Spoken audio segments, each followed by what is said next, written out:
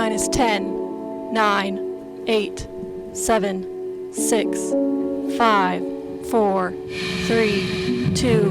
We have ignition and liftoff of the United Launch Alliance Atlas V rocket. Beginning Lucy's 12-year journey to 8 different asteroids, the Atlas V RD-180 main engine ignites to generate more than 860,000 pounds, or 3.8 million newtons of thrust, to lift the rocket on its way to a hyperbolic orbit with a characteristic energy, or C3, of 28.6 kilometers squared per second squared. Shortly after liftoff, Atlas begins a pitchover to attain the proper flight path while minimizing the dynamic pressure the vehicle experiences during flight. The Atlas V reaches Mach 1, the speed of sound, at 1 minute 19 seconds. In the next 2.5 minutes of first stage flight, the Atlas V will more than quadruple its velocity. With propellant levels depleted, the booster engine shuts down at 4 minutes 3 seconds, having reached space.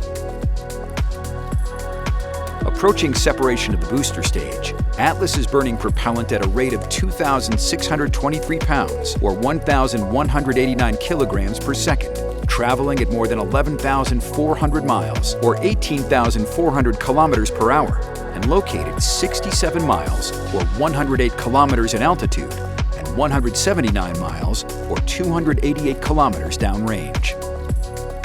6 seconds later, the Atlas Centaur separation system activates to release the booster stage. The vehicle now weighs a little more than 8% of what it did at liftoff.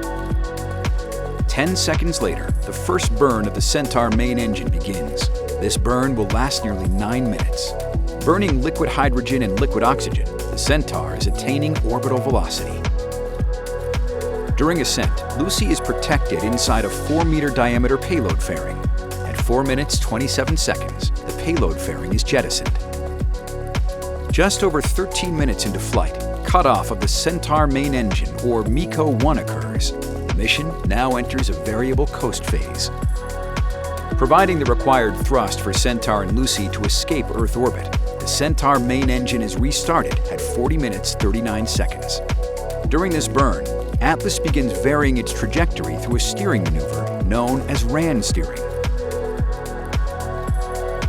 ULA's unique right ascension of the ascending node technique gives Lucy a much longer launch window by compensating for the Earth's rotation. This trajectory is dependent on the liftoff time within the given window. 46 minutes 40 seconds into flight, final cutoff of the Centaur main engine occurs, completing powered flight. Centaur and Lucy will coast for nearly 11.5 minutes in preparation for spacecraft separation. At 58 minutes, Centaur releases Lucy into a hyperbolic orbit, on its way to becoming the first space mission to study the Trojan asteroids and revolutionizing our knowledge of planetary origins and the formation of the solar system.